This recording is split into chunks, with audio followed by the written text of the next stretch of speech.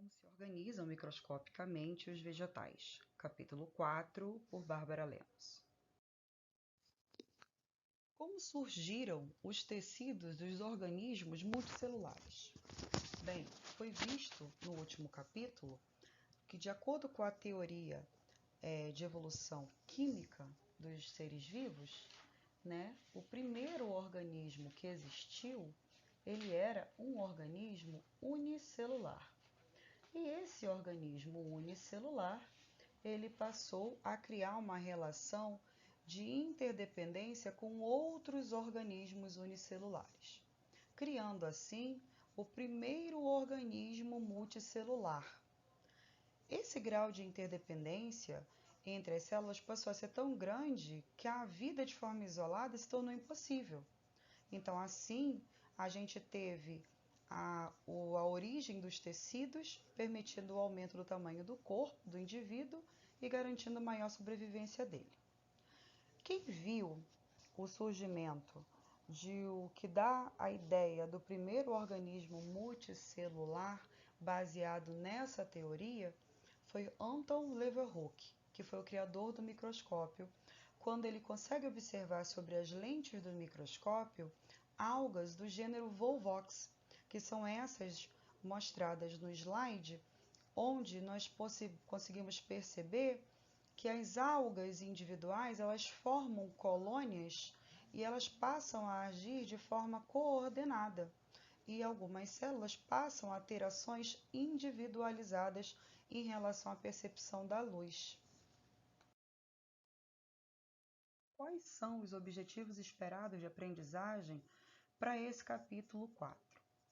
Bem, identificar a estrutura de uma célula vegetal, diferenciar os tipos de células vegetais, identificar as organelas exclusivas das células vegetais e suas funções, explicar a organização dos tecidos vegetais e explicar como as diferentes soluções, as seivas, se deslocam pela planta.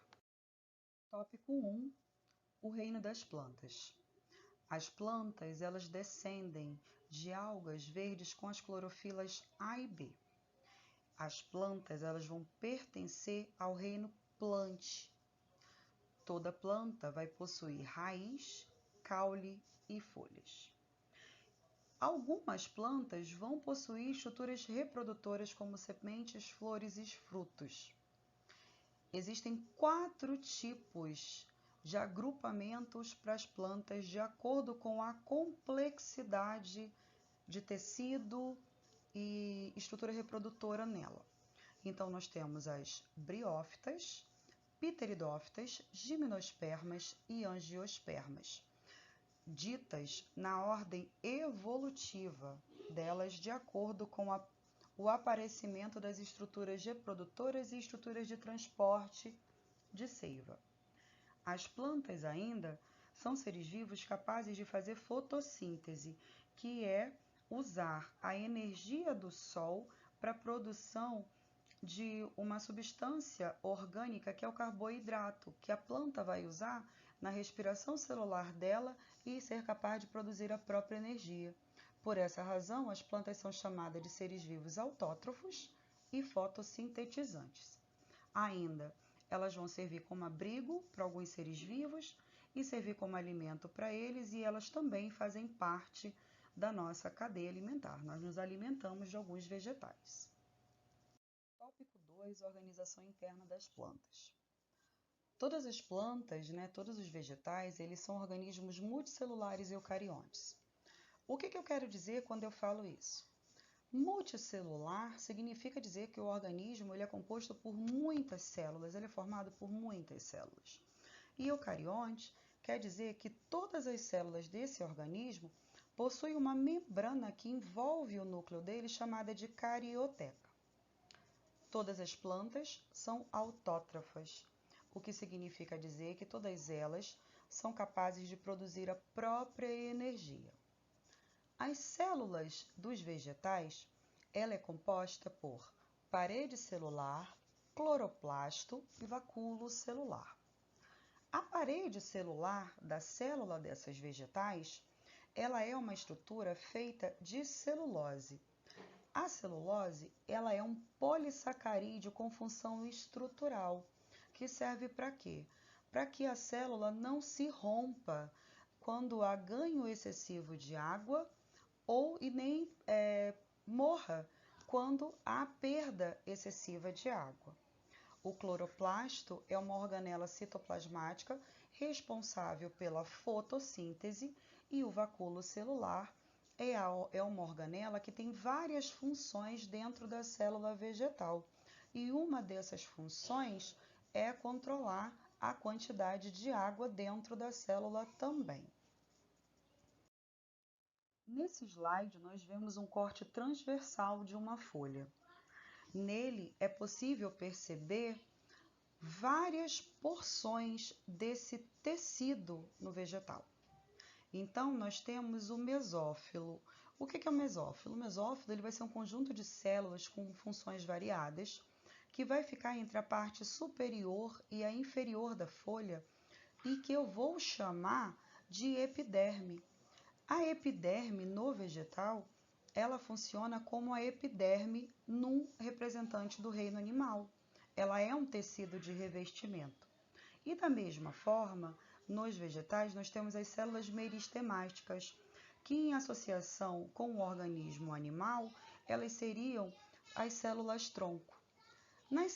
As células meristemáticas são células que elas são diferenciadas, então elas conseguem dar origem a várias células dos mais diversos órgãos vegetais. Nós temos ainda os meristemas apical e o meristema lateral.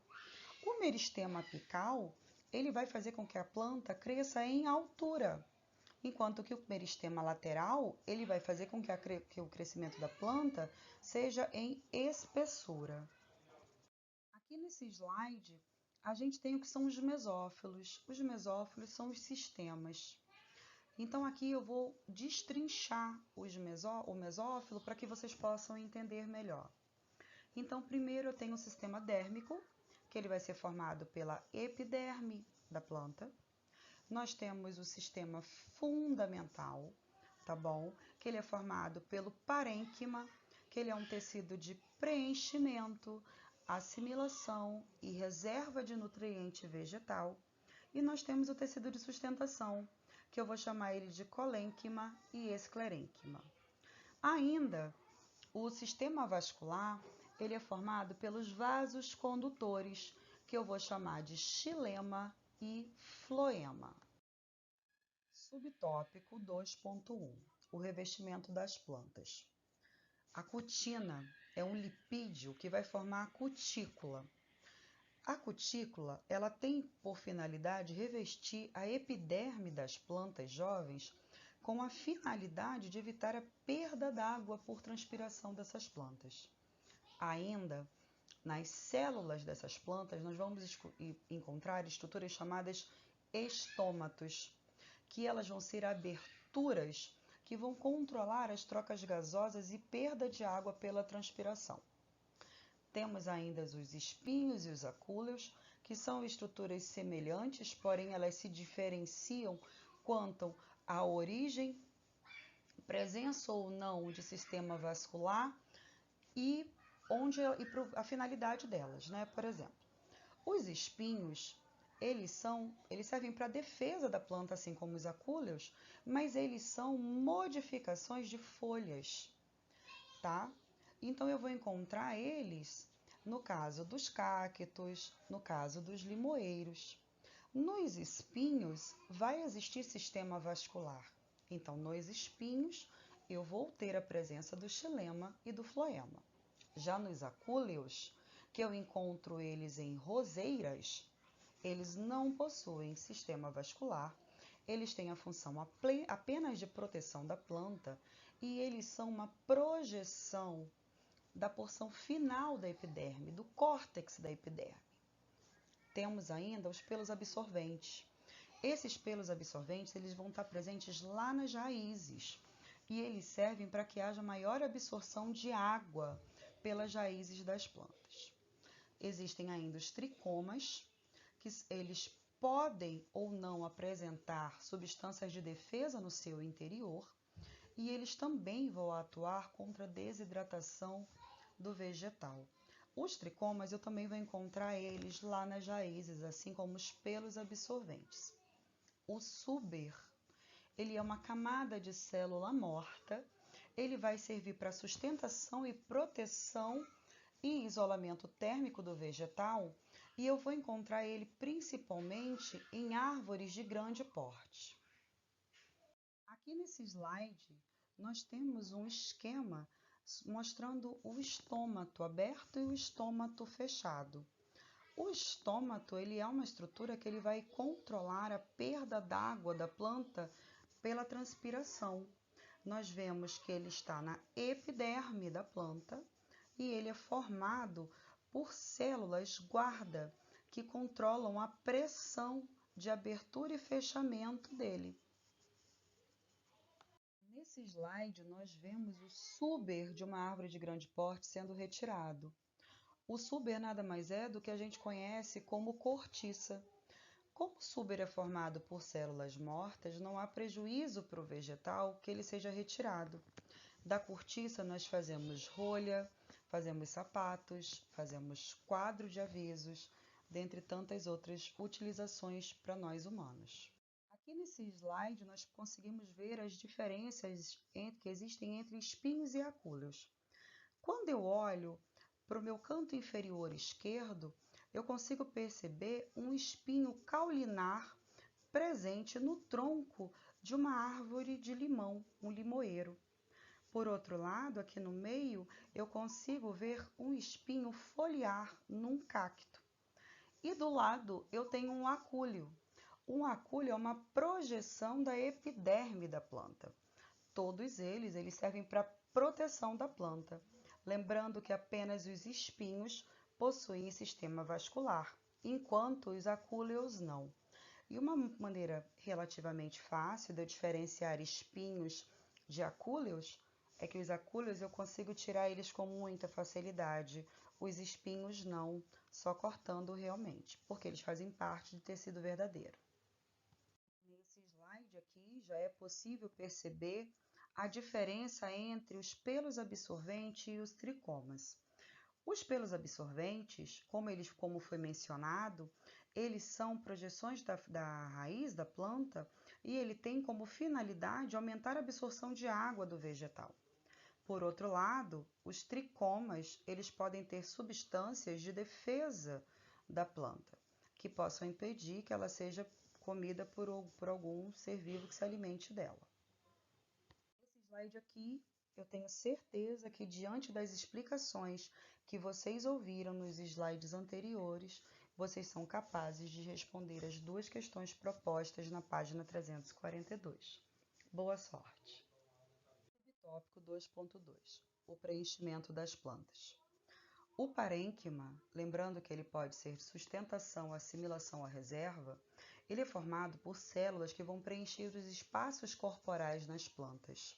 Eles vão ser bastante volumosos devido à grande quantidade de vacúolos.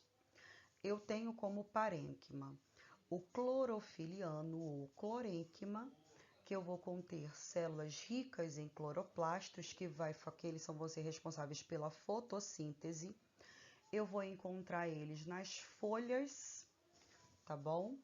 Eu vou ter o amilífero, que vai ser um parênquima de reserva de amido, eles vão armazenar amido, e eu vou encontrar eles nas raízes ou nos caules tuberosos. Eu vou ter o parênquima aquífero, responsável pelo armazenamento de água. Eu vou encontrar ele em caules de cactos. E eu vou ter o parênquima aerífero, que ele vai ser responsável pela armazenagem de ar nos vegetais flutuantes, como a Vitória régia. Subtópico 2.3. A sustentação das plantas. A sustentação das plantas ela vai ser feita por dois outros tecidos, o colênquima e o esclerênquima. O colênquima ele é formado por células vivas que vão ter pouca celulose e as fibras delas vão ser mais flexíveis. Eu vou encontrar principalmente esse tecido, colênquima, em folhas e caules jovens. Já o esclerênquima, ele é formado por células mortas, onde eu vou ter um acúmulo de celulose e lignina, que ele vai conferir rigidez à célula, consequentemente a esse tecido e à planta. Subtópico 2.4, a condução das seivas nas plantas. Bem, nós falamos lá no início, deste capítulo que as plantas são divididas em grupos, de acordo com a presença ou não de vasos condutores e ainda presença ou não de estruturas reprodutoras. Bem, aqui a gente vai fazer uma separação em referência à presença ou não de vasos condutores. Pensando nisso, as plantas elas podem ser avasculares, quando elas não possuem vasos condutores, ou vasculares, quando elas possuem vasos condutores de seiva, que no caso é o xilema e o floema. Pois bem, o único grupo de planta que pertence ao grupo de plantas avasculares são as briófitas, as pteridófitas, as gimnospermas, as angiospermas, elas pertencem aos grupos de plantas vasculares.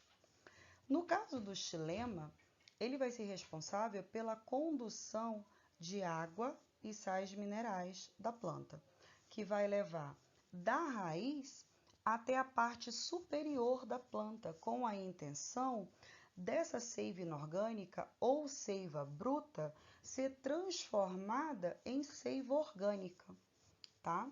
Esse transporte, ele vai ser feito de forma ascendente, ele vai de baixo para cima no interior da planta, ele fica na porção central. E uma proposta feita pelo botânico irlandês Henry Dixon é capaz de explicar para a gente esse transporte do xilema, pois ele explica, através da teoria dele de coesão-tensão, que a capilaridade e a pressão interna de sucção da água é capaz de fazer com que a água suba a partir da perda de água das plantas no processo de transpiração dos vegetais a partir de estruturas como os estômatos. Já o floema, ele é um vaso condutor pelo transporte da seiva elaborada, que é a seiva orgânica. Essa seiva orgânica ela é produzida nas folhas dos vegetais, a partir do processo de fotossíntese. No caso do floema, esses vasos condutores, eles têm por finalidade nutrir a planta toda. Essa seiva tem por finalidade nutrir a planta toda. Então, esses vasos, eles vão fazer um transporte descendente e eles vão ficar próximo à casca da planta, formando uma camada muito fina. Aqui nesse slide, a gente consegue perceber a explicação do slide anterior, baseada na teoria de Henry Dixon, onde a gente vê a planta perdendo água por transpiração, que no caso a água vai ser evaporada para o ar, então vai diminuir o potencial hídrico dentro da folha, a quantidade de água na folha. Então essa água ela vai ser puxada por tensão lá das raízes da planta. Isso vai acontecer no vaso condutor chamado xilema. Célula Malpighi, ele foi um biólogo que ele conseguiu, perceber que quando você fazia um corte em anel, o chamado anelamento, num vegetal, você proporcionava a morte do vegetal. Por quê? Porque se esse corte for feito no tronco desse vegetal, você vai proporcionar com que esse vegetal não consiga mais fazer o transporte da seiva elaborada para todo o vegetal. Então, assim, você vai propor a morte desse vegetal. O nome desse anel é chamado de anel de Malpighi, em homenagem a este biólogo. Mas ainda, se eu tiver uma árvore frutífera e a minha intenção for tornar o meu fruto mais doce, eu posso fazer esse anel de Malpighi sem levar à morte ao vegetal, nos galhos onde eu encontro os frutos.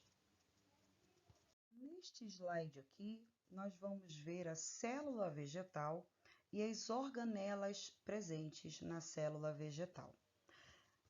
Uma célula vegetal, ela se assemelha de uma célula animal em muitas organelas, como núcleo, ribossomo, retículo endoplasmático rugoso, retículo endoplasmático liso, complexo golgiense, membrana plasmática, mitocôndria.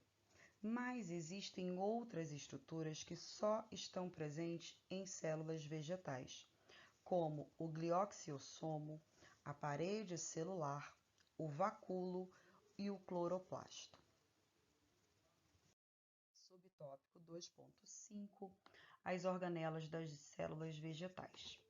Nós daremos atenção especial aqui às organelas que estão presentes apenas nas células vegetais. Iniciaremos o estudo pelos glioxissomos. Os glioxissomos são organelas que eles vão transformar o ácido graxo dos óleos que vão estar nas sementes dos vegetais em açúcares. Fazendo essa conversão, eles vão proporcionar aos vegetais o crescimento da planta. Nós temos ainda as organelas, os protoplastos. Os protoplastos, eles vão originar os plastos. Então, eu tenho primeiramente os cromoplastos, onde cromo significa cor, e eles são responsáveis por armazenar pigmentos que vão dar cor aos frutos e flores, que são geralmente os carotenoides amarelos e alaranjados. Nós temos ainda os leucoplastos. Leuco significa branco. Os leucoplastos, eles são responsáveis por armazenar amido, quando são os amiloplastos, óleos, os oleoplastos ou proteínas, os proteinoplastos. Eu vou encontrar os leucoplastos principalmente em caules e raízes. Os cloroplastos são os plastos mais famosos. Os cloroplastos, eles vão possuir o pigmento verde, chamado clorofila, e vai ser esse pigmento que vai ser responsável pelo aprisionamento da luz emitida pela radiação do sol e que vai fazer a fotossíntese.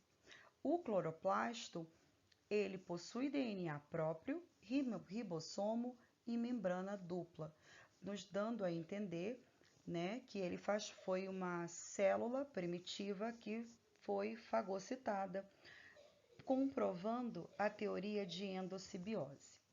Nós ainda temos os vacúolos celulares, e eles, nos vacúolos celulares, eles podem apresentar lipídio no seu interior, tá? Eles podem ocupar até 90% do citoplasma da célula, além de pigmentos que vão dar cor às pétalas e folhas. Eu também consigo armazenar eles nos vacúolos. Neste slide aqui, nós temos a estrutura de um cloroplasto. Como foi dito no slide anterior, o cloroplasto ele é formado por dupla membrana. Ele possui DNA próprio, que eu consigo ver aqueles anéisinhos. Esses pontinhos verdes são os ribossomos. Partindo desse princípio, o cloroplasto ele é capaz de produzir proteínas próprias para ele, mas além disso, né, ele é formado por tilacoides, que é um conjunto de bolsas em forma de discos. O conjunto desses tilacoides forma um grânulo e um conjunto de grânum forma a grana. O estroma vai ser toda a solução que vai preencher o espaço interno do cloroplasto. Agora, baseado no que a gente viu até aqui, em tudo que a gente aprendeu sobre as modificações, os tecidos, o transporte de seiva bruta, de seiva elaborada, dá uma olhada nesse super desafio da página 347. Sei que vocês vão tirar de letra. Boa sorte! Chegamos ao fim do capítulo.